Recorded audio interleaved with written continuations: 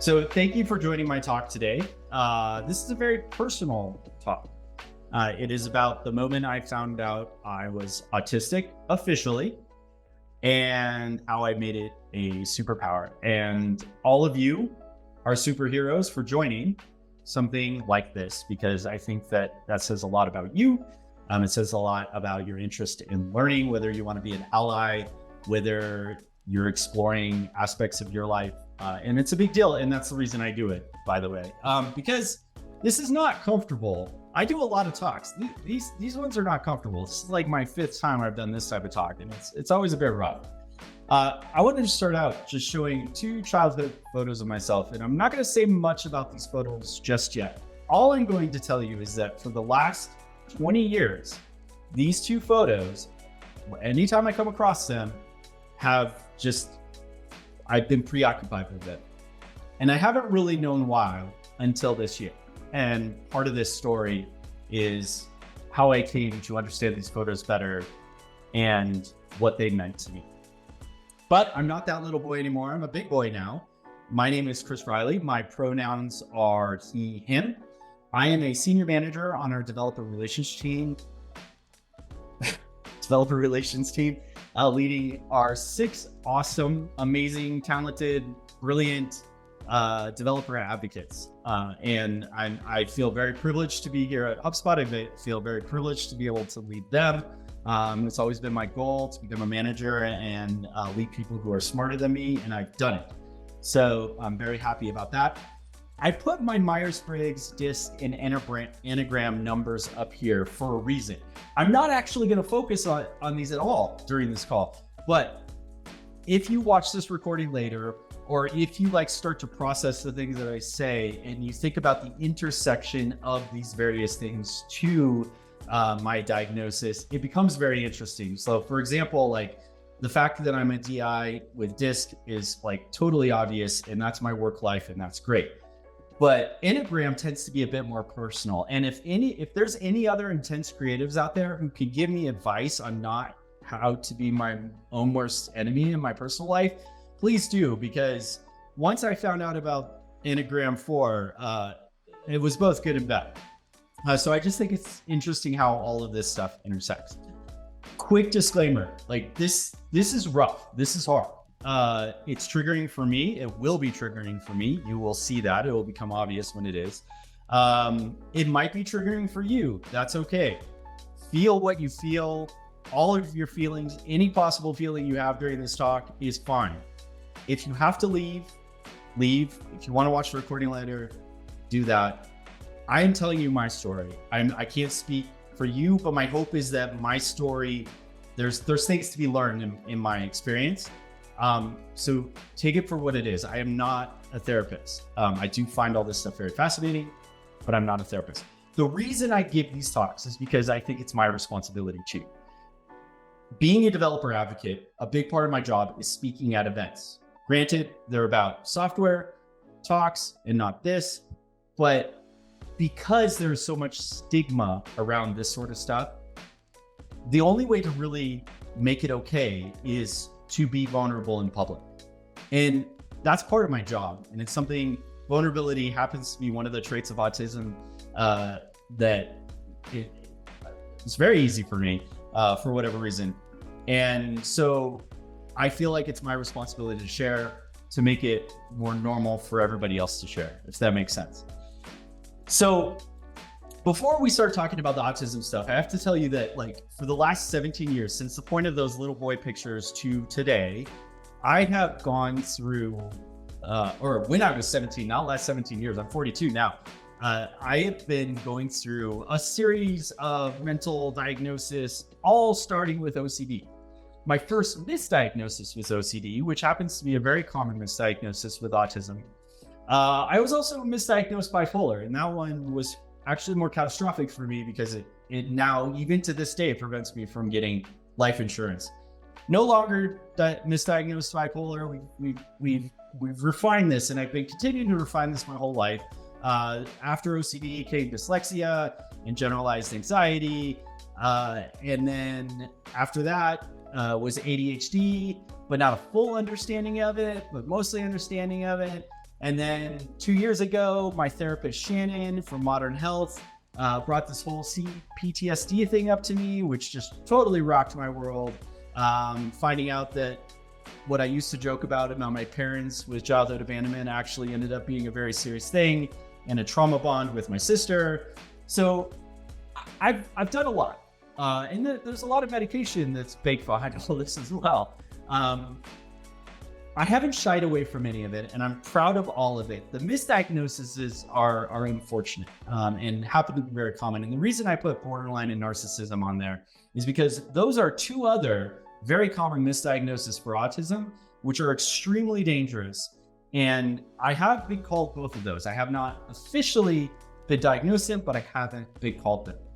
But what we're here to talk about today is the autism diagnosis, which is something that's been suspected in my life for quite a while, but it's kind of, this saying, maybe you're autistic.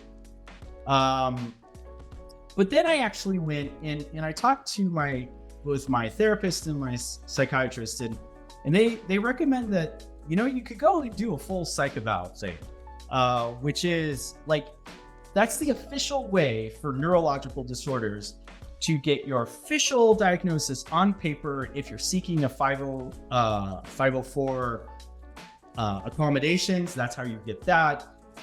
And so I thought I would participate in this. I found out it was extremely expensive, but not extremely, that's me being dramatic. It's expensive, but I thought it would be a tool, number one, mostly for my personal life. Not so much my work life, mostly my personal life. And I'll say more about that in a bit. And so it took me 6 months to get an appointment. So prior to August, I booked 6 months in advance to get this appointment because it's a big thing.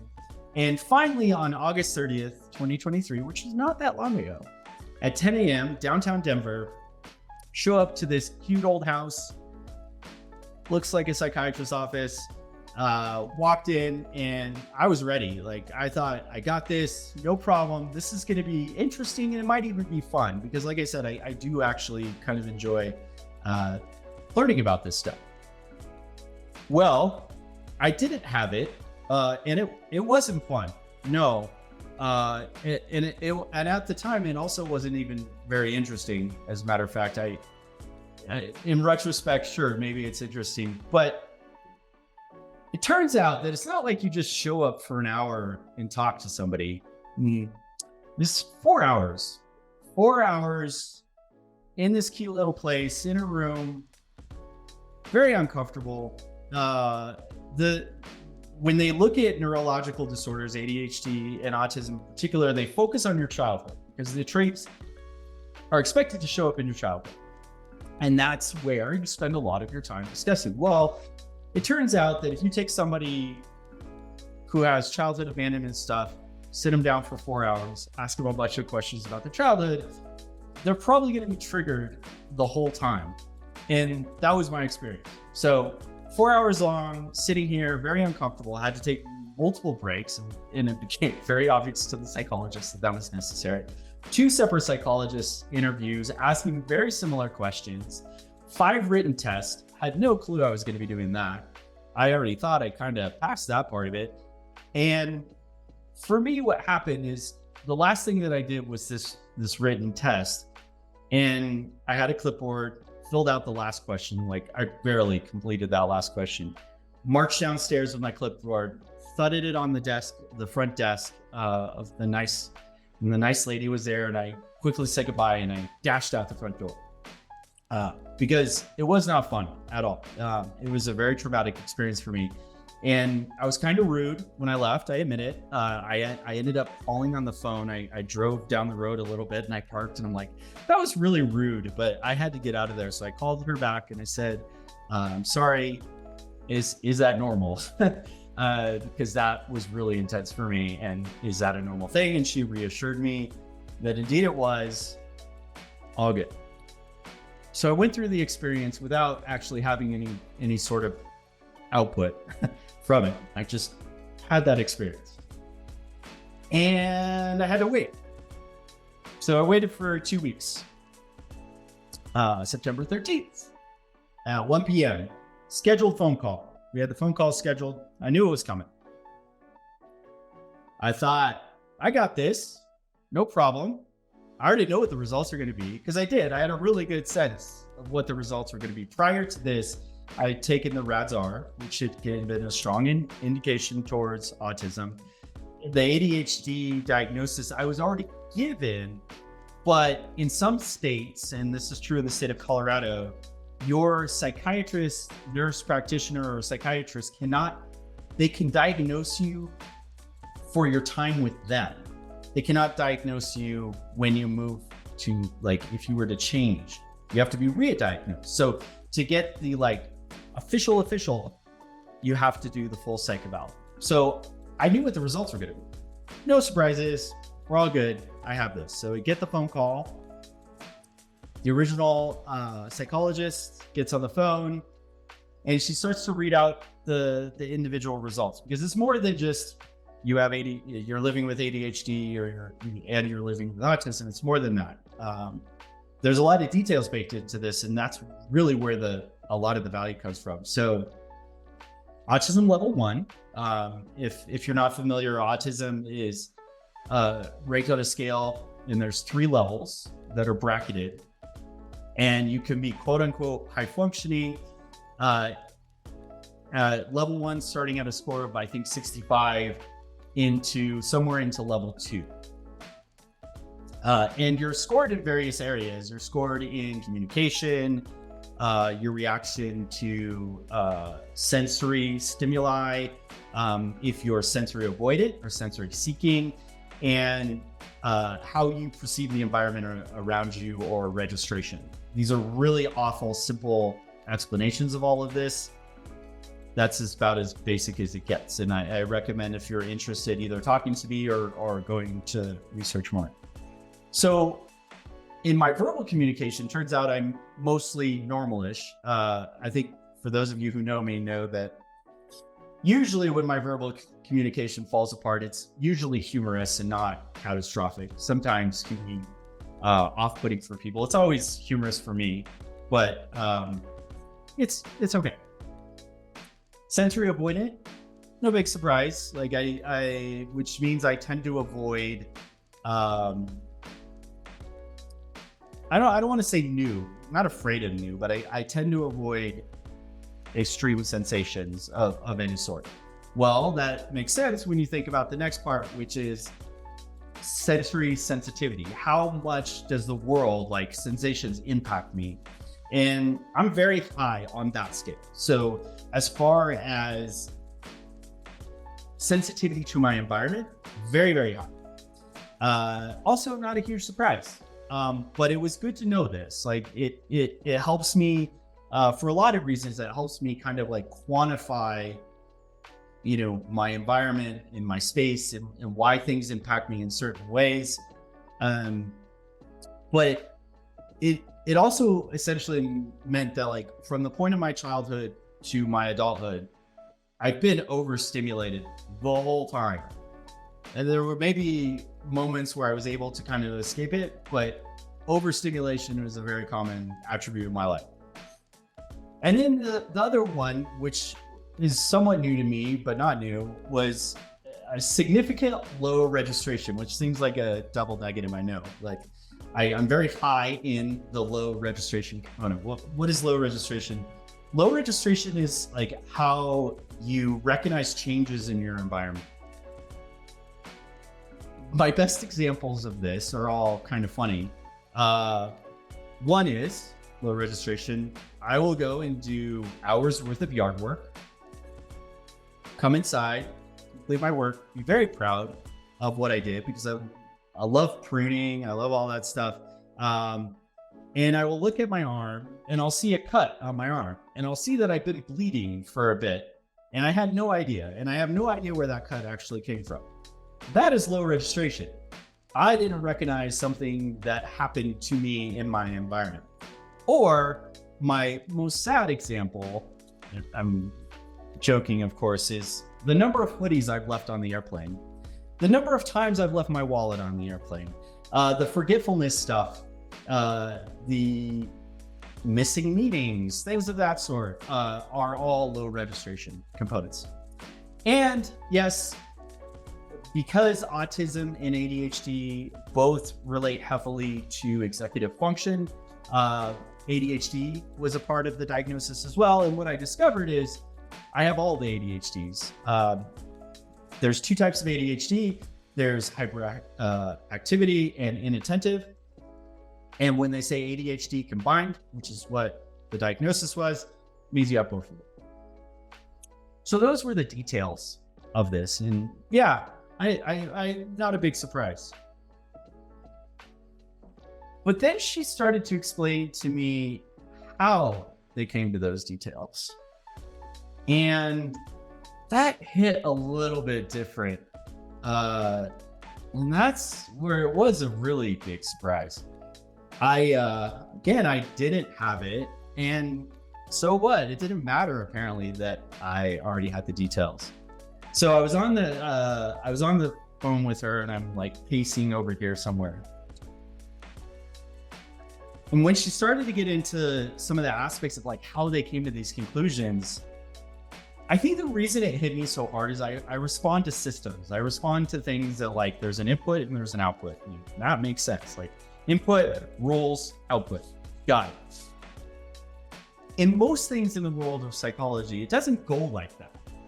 A lot of it seems very subjective sometimes and kind of nuanced. And unfortunately, that's why like there's some really bad therapists out there and there's a lot of misdiagnoses out there. And you have to be really careful with like how you label things and what you talk about and who's the one doing the labeling and all that stuff. And I guess I kind of expected this to be the same thing, but it wasn't. So I don't, no spoiler alerts in case you go and do this, but they're tricky when they do these tests. In the written test and in the verbal test. And some of the things that she explained, suddenly like I saw the world from a like neurotypical perspective and I was the experiment.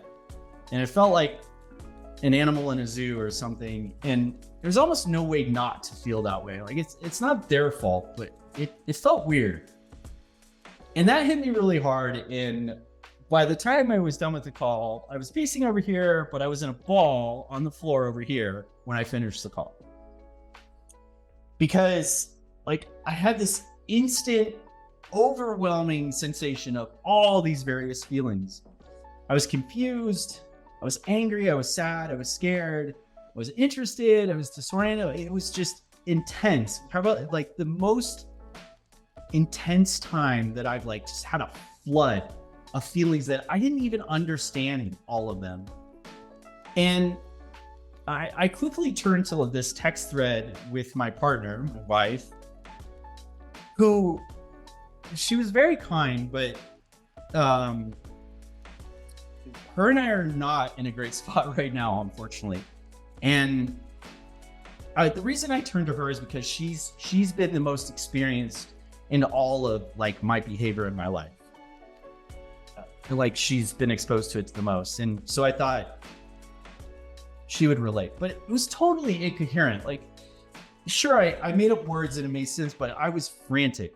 I didn't know what the hell was going on. And it was a lot. And I had to sit with all of those feelings. And then I thought about, I don't know if any of you have heard of this book, the Elephant That Swallowed the Storm. It's a childhood book. And that's what I was trying to do. Like I was trying to take it all in, and that is not part of cognitive behavioral therapy whatsoever. You can't do that. You can't take it all in. So a lot of deep breaths, a lot of white screens. Tried to calm myself down and think about, the individual discoveries I had just made.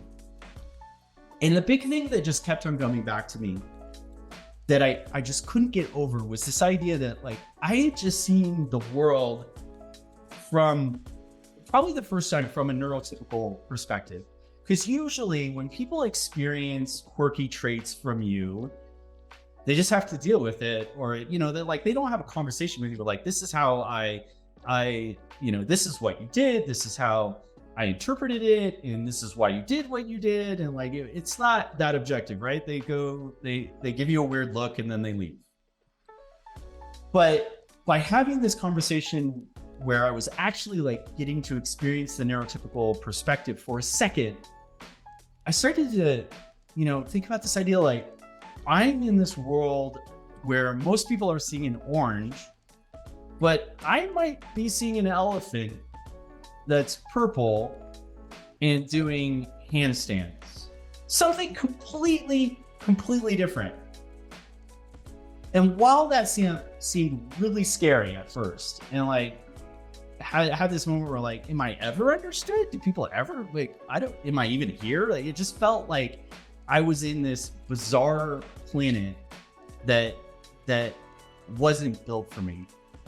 But as I thought about it more, I started to think about how cool that actually is. And I started to think about like, where in my life has this really impacted me? Because in my career, it's mostly helped me. Right? I would not be where I am today. I would not be on a call with all of you amazing coworkers at a public SaaS company, very well known, if it was not for my neurodiversity. It got me where it got me. And it's true, in my work life, it's mostly only helped me. I can certainly give you examples where it hasn't, but it's mostly only helped me. It's my personal life where I have the most area of growth.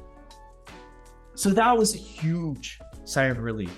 I moved into the area of acceptance. And that was a really big deal for me because I was able to like replay all of these elements of my life and see them completely different. Like all those things that just drive me up the wall, like sandwiches that are messy. Why would it? Anyways, burritos that you microwave and they're still cold in the middle. These are things that like you would be shocked how fast I can throw away a plate and food when I encounter these things. And if you happen to know what sort of sandwich that is, put it in the chat and then let's never talk about it again. But these are all like, I could see these differently. These were all catastrophic things in my life, but I could view them with a more objective lens and see them for what they were. Also, crazy things like I'm a worse driver. Yes, it is a sloppy Joe. Let's never talk about that again. I'm a worse driver when I have stuff in my pocket. I'm serious. If I have things in my pocket, I will be a worse driver. So all kind of unique, goofy things. Another one, like I was also very critical of myself for wearing headphones in the grocery store. And I realized, no, it doesn't mean I'm a arrogant tech bro who's into his jams. It means that I'm trying to survive an experience and hopefully have a pleasant evening after by pretending I'm in a video game, basically. So I was only going to thrive if I embraced the spicy. Yes, it has caused problems in my life, but for me to be me, for me to be my best self, for me to thrive, I have to embrace it. And I have to just treat it differently. So I had a little bit more waiting to do. On October 30th, I got the final report. And you get a 25-page thing with this funky graph in it. And yes, Epic Week was already decided. I actually had to do a lot of begging to get the final report by this time. And all of this information, all it did was really, really help me reframe things in a way that was much more logical, which is essentially like all I needed. I needed the information and I needed a way to look at things differently. So while I already thought I did not mask very much in my life, I discovered I actually was still masking. And sometimes there's reasons to mask. Everybody masks. But I dramatically reduced it. And if you work with me a lot at HubSpot, you may be like, I haven't really noticed any differences. That's because this doesn't impact me so much in my work life as it does in my personal life. I allowed my brain to tell me to stop. Instead of fighting my brain and saying, power through, you're a grown up, you can do this. When it said it was time to stop, I stopped. I turned to my soothing activities, which are Lego and puzzle and a whole bunch of tedious stuff. because I needed it. And then that's okay. I started to get more curious about nuance, because nuance is the thing that like always drove me up the wall. Got a little bit less angry about stuff. I'm getting better at it, but I tried to get more curious. I saw my tantrums for what they were. They were tantrums. They're actually tantrums. Doesn't mean I'm a grown-up man, 42 years old. I use grown-up man words. Still tantrums. They were tantrums. And the source of the tantrums were not always the thing that I was getting, having a tantrum about, but they were tantrums. So I saw them for what they were. It allowed me to kind of put a pause button and laugh at myself and do the things I needed to do to get over it versus doubling down, which wasn't helping me at all. I stopped criticizing some of the tools, like the headphones in the grocery store, the always thinking in 15-minute increments so that I was never late for a meeting. I was always early for a meeting, but I was never late for a meeting, which, yes, the HubSpot 3 is still a thing. I'm not even safe from the HubSpot 3. We're all a little bit late. I identified more growth areas, which all happened to be personal. And like I was saying earlier, my wife and I, we're struggling now, and this is not all of it. This is part of it. We're actually at the early stages of a divorce. Very sad, but hopefully some of the things I'm learning are tools that can help me with communication and maybe turn this around. Who knows? Part of that is understanding feelings, not just other people's feelings, my own feelings. Early days with the autism diagnosis, they said they don't have feelings. They don't have empathy. Well, at least for me, and like the understanding is changing quite significantly, that actually the feelings are so intense that you shut down. That's what happens to me. And you can't label them. You don't understand them. They're there. They take you over completely. And this is also part of being an Enneagram 4, which, wow, I didn't know how intense figuring about that was going to be. So I learned all these things and I decided, I'm going to embrace small talk, as long as I know that I'm doing small talk for a reason. And I don't, tick off other parents at the park because I'm not socializing with them, which actually happens, by the way. And before I was like proud of it. Now I'm like, if I want to get some of the things I want to get in my personal life, maybe I should participate in this small talk stuff. Also, during this time, I discovered Isaac. If anybody knows who Isaac is, say something in the chat, because I'm curious. Isaac is my new best friend. Isaac is a character in Orville, which is a Disney Plus show by Seth MacFarlane. Now, when I started watching this, given that it was a Seth MacFarlane show, I thought it was going to be funny, but there was not going to be any meat to the funny at all.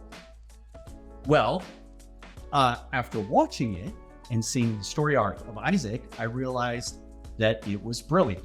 And Isaac started to feel really familiar to me. He's a robot from a robot civilization, and he's trying to understand the world. And Isaac felt very comfortable, and the way he approached problems and the way he approached really complex, nuanced problems was familiar. And apparently I'm not the only one. Oh geez, I have to speed it up. I'm going to be over, I think. So I met Isaac and I realized I understand this stuff already. It's just software. I can do this.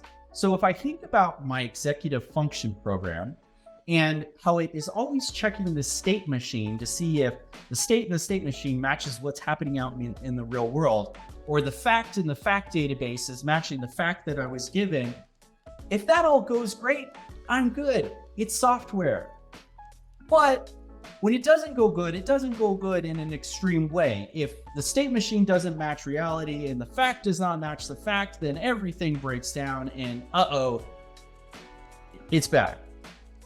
So being a software person, I realized I can update it. I can upgrade it. So that's how I've been thinking about things. I can upgrade my software.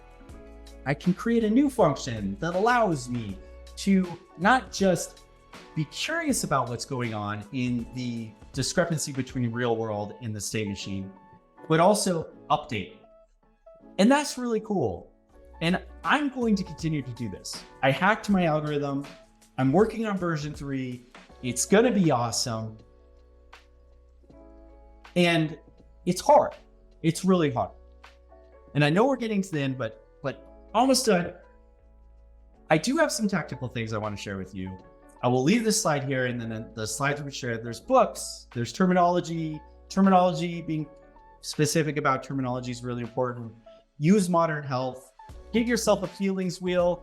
It's actually really cool if you can like fully name your feelings, become an ally. I'm even a mentor for Disability In, have awkward conversations. The one thing I want to leave you with was I started this whole thing showing you childhood photos. The title was about a superpower. I never talked about a superpower until just now. How do I make it a superpower? What I discovered is that I didn't make it a superpower because these two little boys already knew they were superheroes. And you all are superheroes just as you are, just being your most neurospicy. And there's details about these photos that I can share later, but thank you so much for joining me. Be who you are. Don't let anybody change that. Be authentic, because that is when you truly will be your best self. Thank you. Thank you for joining. I love the chat. Have a great day. Bye-bye.